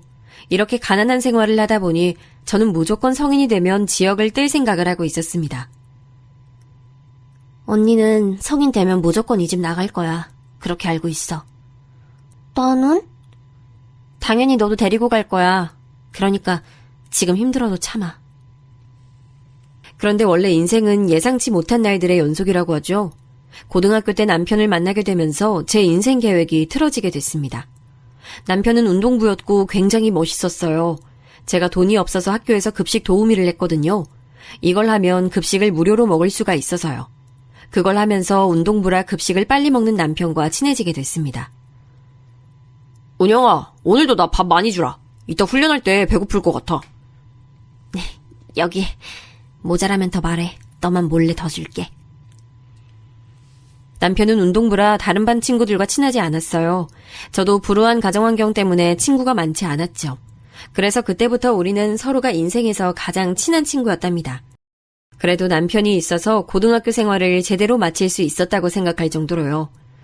고등학교를 졸업하고 저는 실제로 동생을 데리고 서울로 무작정 올라갔습니다. 여기서 성공했다면 얼마나 더 제 인생이 극적이겠어요. 저는 남편이 엄마 몰래 준 돈으로 서울에 갔는데 한 푼도 벌지 못하고 다시 고향으로 오게 됐습니다. 아무것도 모르는 갓 성인이 된 저를 원하는 곳은 없었거든요. 공장이라도 들어갈까 싶었는데 받아주는 곳이 없었습니다. 그렇게 다시 고향으로 돌아왔고 저를 기다리던 건 아버지의 욕설이었어요. 네 엄마랑 너랑 똑같아. 너도 집 나가. 다 필요 없어. 다 필요 없어! 아버지는 저와 동생을 보자 무작정 집에 있는 모든 물건을 던지기 시작했어요. 너무 과격한 행동에 집안 살림이 다 거덜나는 줄 알았습니다. 안 그래도 서울에서 상처만 받고 돌아온 저에게 아버지의 행동은 너무 힘들었어요. 그때 얼마나 엄마가 그리웠는지 모릅니다. 무작정 엄마의 친정이라는 부산을 찾아가고 싶었죠. 그런데 부산에 가도 제가 서울에서 그랬던 것처럼 똑같이 아무 성과를 내지 못할까 두려웠습니다. 고향에 유독 공장이 많다고 했잖아요. 그래서 저는 공장에 들어가게 됐어요. 그래도 저런 아버지라도 일단 집이 있으니 동생이 있을 곳이 있으니까요. 숙식이 제공되는 공장이었는데 일부러 출퇴근하며 돈을 벌었습니다. 물론 번 돈은 아버지의 술값으로 거의 지출됐어요. 그래서 저는 마지막 조치를 하기 시작했죠. 집에 돈을 들고 가면 아버지는 기가 막힌 능력으로 다 돈을 찾아냈거든요. 제가 몰래 이불빛이나 그릇 사이에 돈을 넣으면 아버지는 하루 만에 찾아 소주를 사는데 지출했습니다. 그럼 내가 이 돈 가지고 있으면 되는 거지? 알겠어. 준성이 너밖에 믿을 사람이 없다. 아버지 도저히 못 믿어. 저는 그래서 그때 남편에게 많이 의지했어요. 공장에서 힘들게 번 돈을 다 맡기면서 우리는 전보다 돈독해졌습니다. 제 목표는 이렇게 3년을 일하고 동생을 데리고 고향을 떠나는 거였어요. 남편과도 충분한 대화 끝에 같이 서울에 가자고 결정했죠. 남편도 어차피 운동하던 사람이라 경기에 나가고 그러려면 서울이 편했거든요. 그런데 우리의 계획은 실행도 할 수가 없었습니다. 왜냐하면 제가 예상치 못하게 임신하게 됐거든요. 처음엔 믿지 않았어요. 믿을 수 없어. 지워야 돼. 내가 이 아이를 낳아 키울 수가 없어. 아니야, 잘 생각해봐. 우리 낳아서 키우자. 내가 책임질 수 있어. 그때 저는 무조건 지우자고 주장했는데 남편은 강경하게 반대했어요. 그러면서 이번 기회에 차라리 결혼해서 살자는 말을 했죠. 너무 어렸던 나이라 사실 그때는 아무것도 몰랐습니다. 본인이 다 책임진다는 남편이 멋있어 보였죠. 그리고 무엇보다 제가 결혼하면 이 지긋지긋한 집을 탈출할 수 있다는 생각에 가슴이 뛰기 시작했습니다. 그때도 아버지는 매일 술을 마셨고 제 얼굴만 보면 돈을 달라고 소리 질렀거든요. 그 현실에서 벗어나고 싶은 마음이 아주 컸습니다. 그리고 무엇보다 남편은 그때 우리 동생을 데리고 시댁으로 오라고 했어요. 그 말 하나로 저는 결혼을 결심했습니다. 하지만 결혼은 현실이었어요. 장난하니? 가서 당장 지워! 네가 막말로 우리 아들 나이를 가진지 아닌지 어떻게 알아? 너희 엄마 도망간 것처럼 너도 도망가면 어떡할 건데? 남의 집 귀한 아들 인생 망치지 말고 썩 꺼져! 큰맘 먹고 남편과 시댁으로 인사를 갔더니 시어머니는 저에게 소금을 뿌리며 반대하셨습니다. 너무 놀란 저를 남편이 막아서자 시어머니는 머리를 부여잡고 쓰러지셨습니다. 그때 굳어있던 저를 달래줬던 건 바로 시아버지였어요. 많이 놀랐지? 그래, 일단 임신했다니까 몸 관리가 우선이다. 집에 있기 힘들면 우리 집으로 와. 동생도 데리고 와도 괜찮아. 감사합니다. 무슨 소리를 하는 거야? 절대 안 돼. 내 눈에 흙이 들어가도 안 된다고. 아유, 내 인생. 그래도 우리 집안 씨를 임신했는데 너무 그러지 마. 괜찮다, 괜찮아. 시어머니는 격렬하게 반대하셨지만 시아버지는 그런 저를 받아주셨습니다. 그렇게 저는 시댁으로 들어가서 살게 됐어요. 친정에 가서 동생을 데리고 오는데 역시나 아버지는 제 앞을 가로막고 소리를 지르셨죠. 그때 남편이 같이 가서 막아주지 않았다면 무슨 일이 일어났을지 모릅니다. 마지막까지 술주정하며 저를 괴롭히는 아버지를 보니 결혼하는 게 최선이라는 생각이 들었어요. 어떻게 보면 결혼은 제 유일한 도피처였습니다. 벌벌 떠는 동생을 데리고 시댁에 갔는데 역시나 시어머니는 저를 매우 미워하셨어요. 가만히 있지 말고 가게 나와서 일도 와. 결혼했으면 다 그렇게 사는 거야. 너 설마 임신했다고 유세 떨고 그러는 거 아니지? 아니에요. 그때 시부모님은 동네에서 가게를 하고 있었어요. 백반을 파는 작은 음식점이었는데 임신한 저를 불러 일을 시키셨습니다. 동네 사람들이 제가 여기서 왜 일하냐고 물으면 시어머니는 매번 한숨을 쉬며 대답하셨죠. 아유, 순진한 우리 아들 꼬셔서 임신했어요. 내가 진짜 미친다니까. 아유, 지 엄마 닮아서 저러다 도망갈지 누가 알아. 저는 그러면 그럴 때마다 못 들은 척을 하며 음식을 날랐습니다. 그리고 차라리 저런 구박을 받아도 친정아버지와 사는 게 더 싫었거든요. 무엇보다 동생이 더 안전했어요. 친정에선 아버지가 매일 물건을 던지고 욕설을 내뱉었는데 시댁은 눈칫밥은 먹어도 동생이 매일 공포에 떨며 잠들지 않아도 됐거든요. 그리고 무엇보다 시댁에선 저를 막아주는 사람이 2명이나 있었습니다. 바로 남편과 시아버지가 든든한 제 편이셨죠. 남편은 훈련하느라 집에 잘 오지 못했는데 집에 오면 제 옆에 딱 달라붙어 편을 들어줬고 시아버지는 시어머니가 저를 괴롭히면 옆에서 막아주기도 했고 몰래 과자를 주기도 하셨어요. 그리고 제 동생에게도 아주 잘 대해주셨습니다. 얘, 너 아까 내가 배추 다듬으라고 했잖아. 이게 뭐야, 어? 아, 죄송해요. 시장 다녀오느라 그랬어요. 지금 바로 할게요. 넌 도대체 잘하는 게 뭐야? 이것도 제대로 못해? 아우, 정말 답답해. 여보, 내가 시장에 심부름하러 다녀오라고 했어. 나 때문에 그런 거니까 너무 뭐라고 하지 마. 하지만 너무 슬프게도 시아버지는 제가 결혼하고 몇 개월 지나지 않아 돌아가셨어요.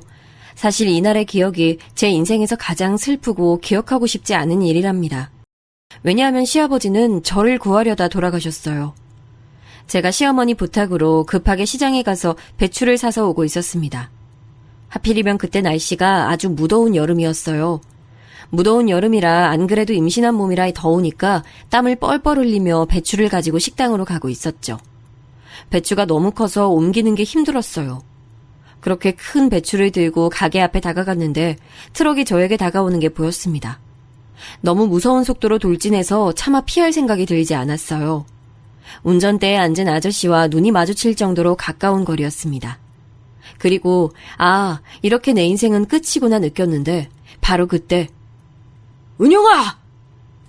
시아버지가 가게 앞에 있다 저를 보시고 전속력으로 달려오셨습니다. 그리고 저를 밀어내고 본인이 차에 치이셨어요. 저는 배추와 함께 길에 나뒹굴었고 시아버지는 그 자리에서 돌아가셨습니다. 사실 제가 기억하는 건 시아버지가 저를 민 그 순간뿐이에요. 정신 차리니 병원이었거든요. 눈을 떴을 때는 이미 시아버지의 장례까지 마친 후였습니다.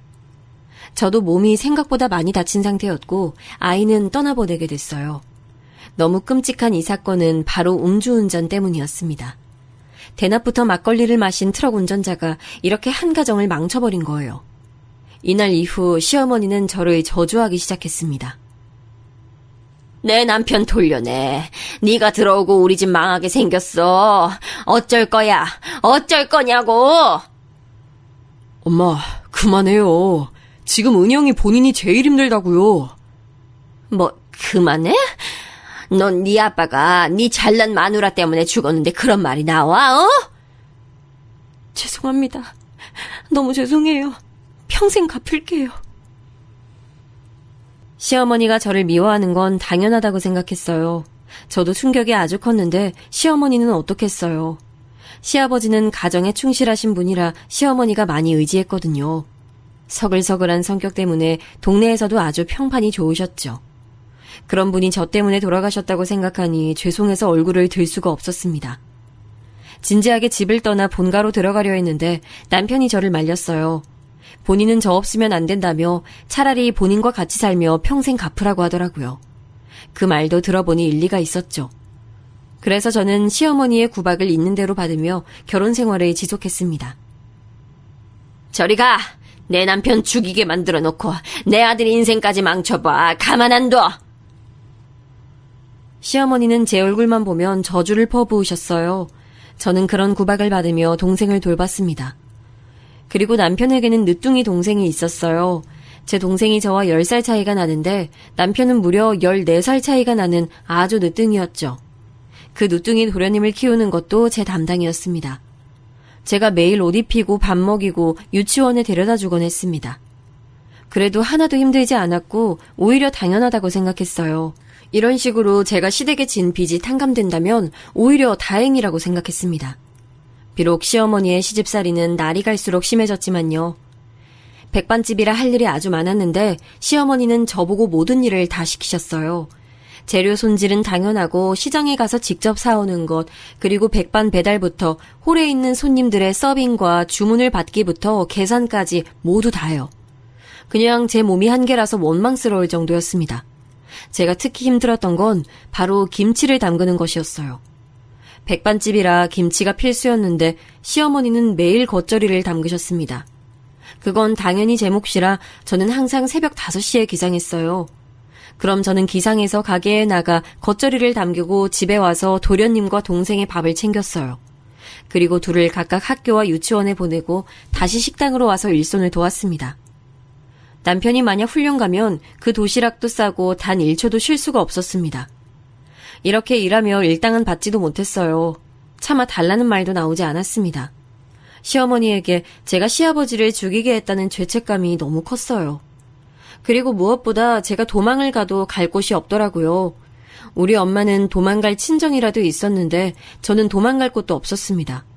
그래서 체념하고 살게 됐어요. 그러다 저는 임신을 또 하게 됐습니다. 이번엔 유산하지 않고 제대로 키우고 싶은 마음에 몸을 좀 사리게 됐어요. 그런데 그게 시어머니 눈에는 또 안 좋게 보였나 보더라고요. 임신이 유세야? 임신이 뭐라고 가게를 이렇게 대충 하는 거야? 네가 그러고도 양심이 있어? 너 때문에 죽은 사람은 신경도 안 쓰는 거야? 그런 거 전혀 아니에요. 제가 재료 다듬을게요. 어머님 쉬고 계세요. 공짜로 먹이고 재워주는 거 고마워하라고. 세상 천지에 나 같은 사람이 어딨어. 안 그래, 어? 시어머니는 제 얼굴만 보면 괴롭히고 싶어 안달이 난 사람처럼 행동했습니다. 그래서 저는 최대한 그림자처럼 시어머니 눈에 안 띄려고 노력했어요. 하지만 임신해서 배가 부르니 행동이 굼뜨게 되잖아요. 시어머니는 그런 제가 거슬린다고 대놓고 신경질을 부리셨습니다. 아우, 비켜 좀! 거기서 그렇게 일을 맡고 있으면 어떡해? 아우, 쟨 도움이 되는 게 없어. 그러고 서 있지 말고 배달이라도 가든가. 임신했다고 몸 아끼려고 하지 말고 도움되는 일을 해. 찾아서 하란 말이야. 이런 식으로 가게에서도 계속 뭐라 하셨어요.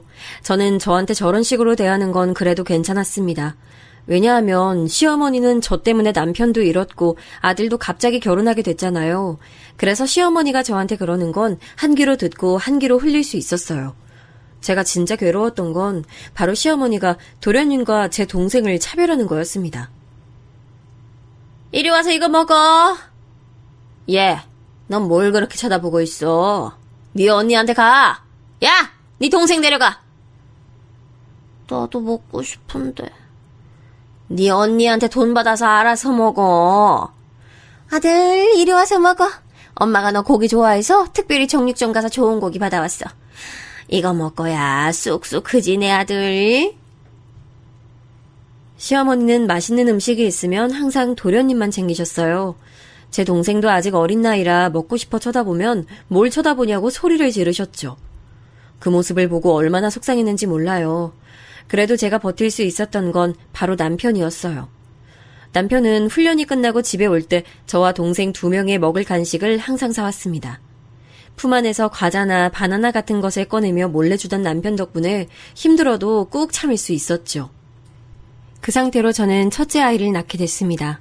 제가 우리 첫째한테 정말 너무나도 고마웠던 건 바로 태동과 입덧이었어요. 임신한 줄도 모를 정도로 아주 조용했거든요. 오죽하면 자연스럽게 유산된 게 아닐까 싶을 정도로 조용했습니다. 한번 유산 경험이 있으니 아무래도 무서웠거든요. 하지만 걱정과 달리 아주 건강하게 태어난 첫째에게 고마웠습니다. 문제는 바로 시어머니였죠. 시댁은 남편과 도련님, 즉 형제잖아요. 반면 저는 동생과 둘 다 여자였고요. 시어머니는 그러다 보니 남아 선호 사상이 아주 심하셨어요. 안 그래도 남편과 도련님을 감싸기 바쁜데 제가 아이로 딸을 낳으니 시어머니는 대놓고 뭐라 하셨죠. 딸 낳아야 소용없다. 네 엄마처럼 도망가거나 너처럼 시아버지 죽이긴 하지. 보육원 보내. 네? 보육원이라뇨. 절대 안 돼요. 지금 무슨 소리를 하시는 거예요. 아들도 못 낳았으면서 무슨 큰 소리야. 네가 그러니까 아들을 못 가지는 거야. 하늘이 분노해서 아들을 안 주는 거라고. 딸 키워봤자 너밖에 더 되니, 어? 그래도 보육원 보내라는 말은 아니죠. 어머님 아들의 자식이잖아요. 딸도 소중한 자식인데 왜 그러세요? 시어머니는 제가 아들이 아닌 딸을 낳았다고 저를 더 구박하기 시작했습니다. 저를 애초에 눈엣가시로 여기던 분이라 더 심해졌죠. 그 모습을 보고 오히려 가게 사장님들이 괜찮냐고 물으셨죠. 허나 시어머니가 아무리 그렇게 우리 딸을 예뻐하지 않아도 제 눈엔 한없이 예뻤으니 다행이었습니다. 남편도 훈련 때문에 바빠 집에 잘 오지 못했는데 올 때마다 딸을 보는 눈빛에서 꿀이 뚝뚝 떨어졌어요. 남편이 저에게 잘하니 시어머니는 아들을 뺏긴 기분이 들었는지 저를 더 괴롭혔습니다. 제가 걸레로 바닥을 닦는 걸 뻔히 봤으면서 신발을 신고 더럽히는 것부터 요리한 게 마음에 안 든다고 큰 소리로 뭐라 하는 것은 너무 흔한 일이었어요. 집안일도 제가 하나부터 10까지 다 했는데 그것도 다 마음에 들지 않는다고 하셨어요. 그래서 저는 하루에 빨래부터 요리, 청소까지 하느라 몸이 죽어나는 줄 알았습니다. 남편이 운동하러 집에 없는 날이 많다고 했잖아요. 그래서 육아도 오로지 제가 혼자 전담하게 됐습니다. 혼자서 도련님과 동생 그리고 우리 첫째까지 돌보는데 이러다 죽는 거 아닌가 생각이 들 정도로 힘들었어요. 그래서 저는 식당에서 일하다 기절도 하게 됐죠. 아주 네가 나를 얼마나 창피하게 하려는지 기가 막힌다. 동네 사람들한테 아예 전단지라도 나눠주지 그래? 날 창피하게 하려고 하는 거면 성공이야. 아유, 속 터져. 엄마, 그만해요. 왜 이렇게 은영이를 못 잡아먹어서 그러세요? 제가 옆에서 봐도 엄마 너무 심해요. 이 자식 키워봤자 소용없네. 네 딸도 꼭 너처럼 부모 마음 몰라주길 바란다. 너 꾀병 아니야? 어머니, 꾀병 아니고 너무 힘들어서 그래요. 저 오죽하면 시장에서 사장님들이 안쓰럽게 여기신다고요. 남들이 다 저보고 불쌍하대요. 영양실조로 쓰러진 제 앞에서 남편과 시어머니는 둘이 싸우기도 했을 정도였습니다. 시어머니는 제가 꾀병으로 저런다고 마구 욕을 하셨어요. 하지만 꾀병이 아니고 진심으로 너무 힘든 나날의 연속이었죠. 혼자 아기띠를 어깨에 메고 시장에 가서 재료를 살 때 시장 사장님들이 저를 안쓰럽게 여기셨어요. 그래서 잠깐 쉬다 가라고 해주셔서 남의 가게에서 쉴 정도로 저는 힘들었습니다. 그래도 버티는 또 다른 이유는 바로 동생이었습니다. 동생이 또래에 비해 느리다고 말했잖아요. 그래서 저는 항상 머릿속에 동생이 있어요. 그런 동생을 언제까지 시댁에서 같이 살 순 없으니 몰래 비상금을 모으기 시작했습니다. 시어머니 몰래 현금을 하루에 조금씩 빼서 돌렸어요. 제가 종일 집안일부터 가게 일을 하며 현금이 모이면 소액을 모으기 시작했죠. 그리고 동생이 성인이 되면 비상금을 주고 네 살 길 찾아 떠나라고 할 예정이었습니다. 시어머니가 동생에게 잘 대해주셨다면 저도 이러지 않았을 거예요. 그런데 매일같이 차별하고 괴롭히니 저도 어쩔 수 없었습니다. 또 도련님이 하도 시어머니가 감싸고 도니까 저와 동생을 본인도 막대했거든요. 형수님, 이거 너무 맛이 없잖아요. 다시 해줘요. 도시락에 이런 거 넣지 마요. 야, 너 지금 형수한테 뭐 하는 짓이야? 장난해? 다신 그러지 마. 남편은 도련님이 저와 동생을 괴롭히면 꼭 저렇게 나서서 혼내줬어요. 남편 덕분에 제가 버틸 수 있었답니다. 그렇게 몇 년이 지나고 저는 둘째까지 가지게 됐어요. 시어머니가 하도 우리 첫째가 딸이라고 미워해서 둘째는 아들을 낳고 싶었습니다. 물론 시어머니가 우리 아이를 미워한다고 저도 미워하진 않았어요. 둘째는 첫째와 달리 태동도 심하고 입덧도 매우 심했습니다. 그래서 제가 너무 많이 고생했어요. 새벽 5시에 일어나서 몸을 일으켜야 하는데 잠에서 깨는 것도 힘들었습니다. 가게에서도 일하며 계속 힘들어하니까 오히려 단골 손님들이 제 몸에 걱정해 주셨죠. 아니, 괜찮아요? 혈색이 너무 안 좋아. 임신했는데 집에서 쉬어야지. 괜찮아요. 걱정해 주셔서 감사합니다. 제가 이렇게 손님들에게 걱정 어린 시선을 받으면 시어머니는 꼭 저를 뭐라고 하셨어요. 본인을 파렴치하고 못된 사람으로 만든다며 제게 절대 힘든 티를 내지 말라고 하셨죠. 저도 최대한 건강하게 살고 싶은데 상황이 그렇게 만들지 않았다는 것은 전혀 모르는 눈치였습니다. 그렇게 둘째 출산도 하게 됐는데 둘째도 딸이었어요. 첫째도 딸, 둘째도 딸이었습니다. 저는 자매라는 게 싫지 않았어요. 제가 자매로 자라기도 했고 저는 딸이 좋았거든요. 하지만 아들만 2명 키운 남아선호 사상이 가득한 시어머니가 문제였습니다. 아유, 필요도 없는 딸을 둘이나 낳아? 아들을 낳아야 할 거 아니야. 시어머니는 제가 아들을 낳지 못했다고 얼마나 구박하셨는지 몰라요. 그렇게 구박당하며 동생의 독립비용을 몰래 조금씩 모으고 있었는데 뜻밖의 일이 일어났습니다. 제가 가게에서 둘째를 등에 업고 일하고 있었어요. 그때 누군가가 가게로 들어왔습니다. 손님인 줄 알고 인사하려 얼굴을 들었는데 바로 가게로 들어온 사람은 엄마였어요.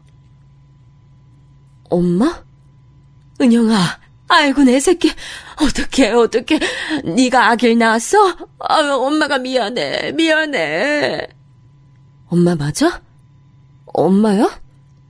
그래, 엄마야. 엄마 맞아. 마침 그때 가게에 시어머니가 안 계셨거든요. 그래서 저는 엄마와 눈물의 상봉을 했습니다. 동생도 학교에서 돌아왔을 때라 셋이 끌어안고 얼마나 울었는지 몰라요. 엄마는 저보고 그동안 고생 많았다고 미안하고 또 미안하다고 반복했습니다. 엄마가 너희한테 너무 미안해. 이렇게 갑자기 찾아와서 미안해.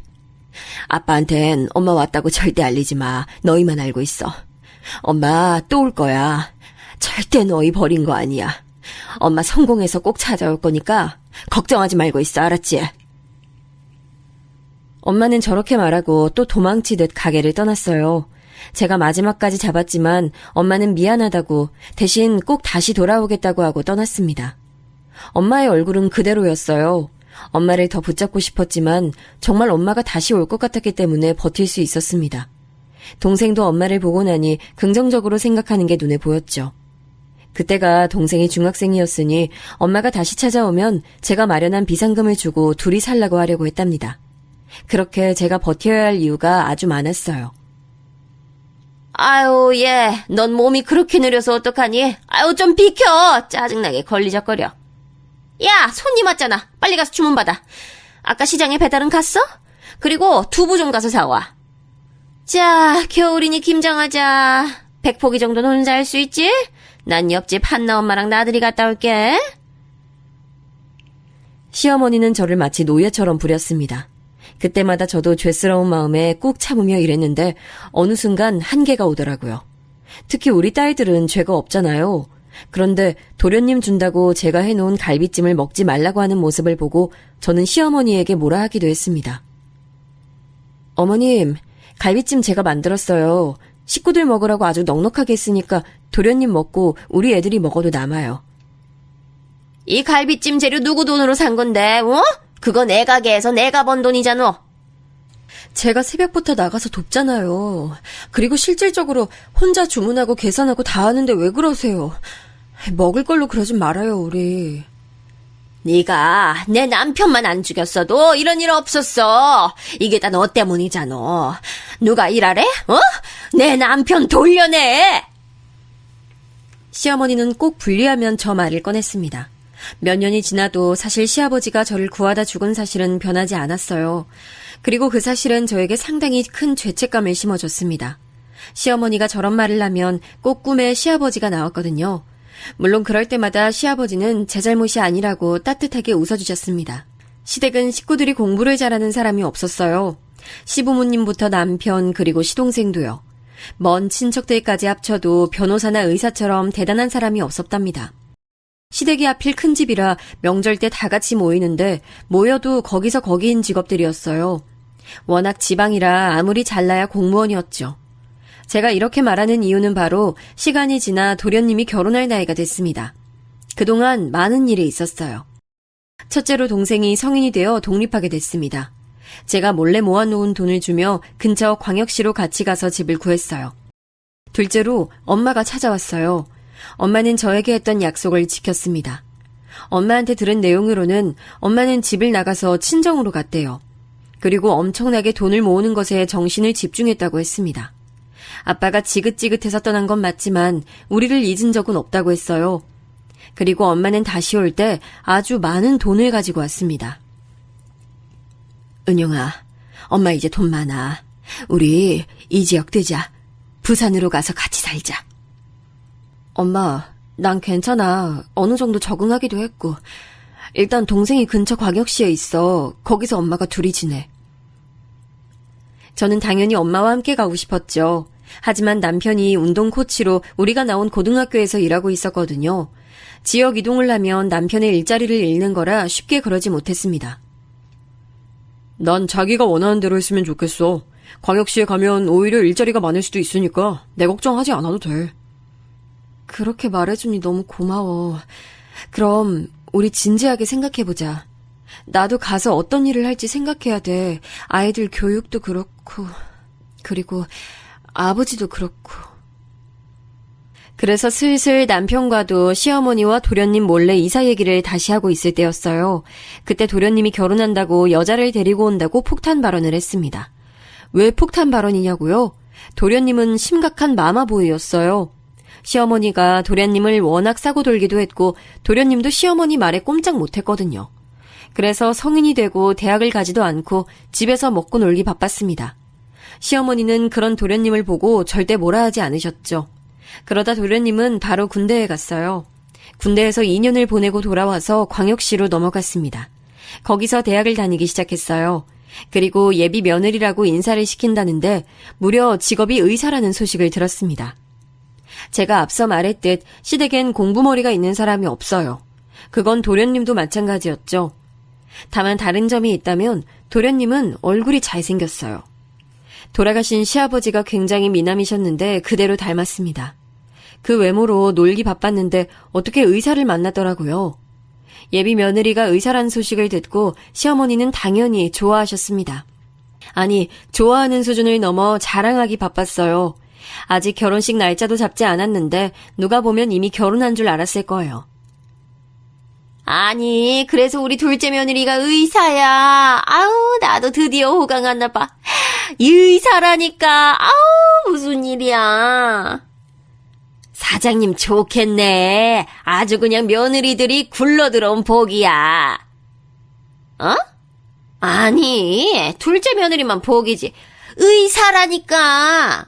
내가 다른 건 몰라도 아들들은 잘났어. 시어머니는 들어오는 손님마다 예비 며느리가 의사라고 자랑하기 시작했어요. 그 모습을 보고 손님들이 제 칭찬을 하면 아니라고 부정하거나 말을 돌리셨죠. 상처받진 않았습니다. 워낙 시어머니의 그런 모습이 익숙했거든요. 사건이 발생했던 날은 바로 예비 동서가 시댁에 첫 인사를 하러 온 날이었습니다. 그날은 토요일이었는데 시어머니는 월요일부터 동서맞이 준비를 하기 시작했어요. 시장에 가서 고급 한우를 주문하고 명절이나 제사 때도 하지 않았던 요리를 준비했습니다. 팔보채, 갈비찜, 고등어 조림, 잡채, 미역국, 온갖 산의 진미가 다 모였어요. 월요일부터 토요일에 먹을 음식 준비를 하느라 얼마나 힘들었는지 모릅니다. 아유, 얘, 이거 싱겁다, 다시 해. 그건 아직도 준비를 안 하고 있으면 어떡해. 미리 양념 만들어야지. 야, 채소는 미리 손질해놔야지. 아유, 왜 이렇게 굼떠. 시어머니는 너무 긴장된다며 자기는 하나도 하지 않고 다 저를 시키셨어요. 속으로 온갖 욕이 나왔습니다. 그래도 저는 이왕이면 같은 위치인 며느리가 들어오는 거잖아요. 며느리가 새로 오면 시어머니가 저에 관한 관심이 줄어들겠지 생각했습니다. 그러면 제가 오히려 편해지는 거니까 저도 성심성의껏 준비하기 시작했죠. 그러다 드디어 토요일이 다가왔어요. 시어머니는 저를 데리고 무려 옆에 광역시까지 가서 옷을 샀습니다. 처음 보는 자리에 어떻게든 잘 보여야 한다며 백화점에 가서 처음으로 옷을 샀어요. 제가 살면서 시어머니가 백화점에서 무언가를 사는 걸 본 적이 없거든요. 그런데 그 정도로 시어머니는 긴장하기 시작했습니다. 그걸 보며 제가 결혼할 때가 생각났어요. 저는 인사 왔을 때 거의 문전박대를 당했잖아요. 그리고 결혼식도 올리지 못하고 지금까지 살고 있었죠. 그런 것들이 비교되며 속으로 얼른 시댁에서 분가해야지 생각했습니다. 그리고 금요일 밤부터 시어머니는 예비 동서를 맞이할 준비를 시작했어요. 온 집안을 몇 번을 닦았는지 모릅니다. 청소기로 밀고 걸레로 닦고 먼지를 털고 저는 제가 무슨 청소업체인 줄 알았어요. 시어머니는 눈에 보이지도 않는 먼지가 보인다고 우기셨죠. 그리고 이웃집에 가서 있어 보이는 화분도 들고 왔습니다. 집이 어떻게든 초라해 보이지 않게 최선을 다하는 모습을 보며 기가 막혔어요. 아무리 의사여도 이렇게까지 한다고 싶었죠. 시어머니는 동서의 첫 인사 자리를 굉장히 높게 사셨어요. 그래서 주변에 사는 친척들을 다 불러 모았습니다. 제가 동서라면 너무 부담스러웠을 것 같아요. 온 가족들이 자기를 보려고 이렇게 난리치는 모습을 과연 누가 좋아하겠어요? 저는 전날부터 고기를 재고 채소를 다듬었습니다. 그리고 새벽 3시부터 일어나서 음식을 시작했어요. 시어머니는 옆에서 계속 간을 하며 이게 부족하다 저게 부족하다 잔소리하기 바빴습니다. 또 시어머니가 동서가 온다고 빵집에다 케이크를 준비했더라고요. 그걸 가지러 저를 보내길래 저는 이때다 싶어 밖에 나왔습니다. 종일 음식 앞에서 자리를 못 대고 있다가 케이크를 가지러 가니까 숨통이 트일 지경이었죠. 얘, 케이크 가져오면서 떡집에서 떡도 좀 가져와. 내가 우리 며느리 주려고 특별히 주문했거든? 그리고 온서 술 사오고. 시어머니는 예비 동서가 무슨 대통령인 것 마냥 준비를 철저히 했습니다. 그날은 남편이 쉬는 날이라 마침 옆에 있었어요. 그래서 남편이 옆에서 도와주는데 고개를 절레절레 젓더라고요. 우리 엄마지만 정말 해도 너무한다. 의사 대단하지. 나도 알아. 그런데 이렇게까지 할 일이야. 아유. 그래도 우리 집안의 첫 의사잖아. 그러니 친척들도 부르고 신나셨지 뭐. 최대한 시어머니를 이해해보려고 애썼습니다. 그렇게 집에 와서 마치 환갑잔치처럼 준비하다 보니 배가 너무 고프더라고요. 그도 그럴 것이 새벽부터 일어나서 요리하느라 정신이 없었어요. 저는 요리할 때 간을 안 보는 편이라 입에 넣은 것이 전혀 없었습니다. 음식을 그릇에 보기 좋게 담으니 더 배가 고프더라고요. 눈에 안 보이면 모르겠는데 제가 직접 한 음식이고 또 워낙 많이 해서 양이 많았어요. 그래서 잡채를 그릇에 담다가 한 젓가락 입에 넣었습니다. 제가 만들었지만 상당히 맛있더라고요. 그래서 한 번 더 먹었는데 그 모습을 시어머니가 옆에서 국을 푸다 보게 됐습니다. 그런데 믿을 수 없는 일이 일어났어요. 저는 제가 잡채를 먹은 게 그렇게 잘못한 일인지 아직도 모르겠습니다. 그런데 시어머니는 마치 법을 어긴 것처럼 화를 심하게 냈어요. 야, 너 지금 뭐 하는 거야? 어디에 손을 대는 거야? 네? 그냥 잡채 조금 먹었어요. 오늘 새벽에 일어나서 아침에 시장도 다녀와서 배고파서요. 제가 만든 건데 아까 간도 못 본 것 같고. 아니, 이거 다 우리 의사 며느리 주려고 만든 건데 네가 먹으면 어떡해? 아우, 아까워. 아니, 너 내가 무슨 그렇게 식탐이 많어? 어머니, 서운하네요.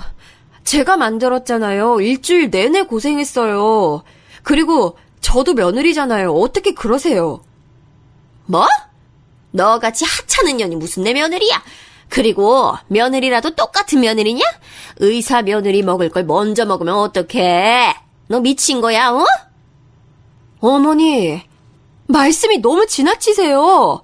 제가 그래도 어머니 도와서 가게 일이면 집안일 다 하는데 어떻게 그러세요? 저도 결혼하고 처음으로 울컥해서 저렇게 말이 나왔습니다. 큰 소리가 나자 마침 집에 있던 남편이 부엌으로 들어왔어요. 남편은 제가 시어머니와 말싸움하는 것을 보고 한숨을 쉬며 다가왔습니다.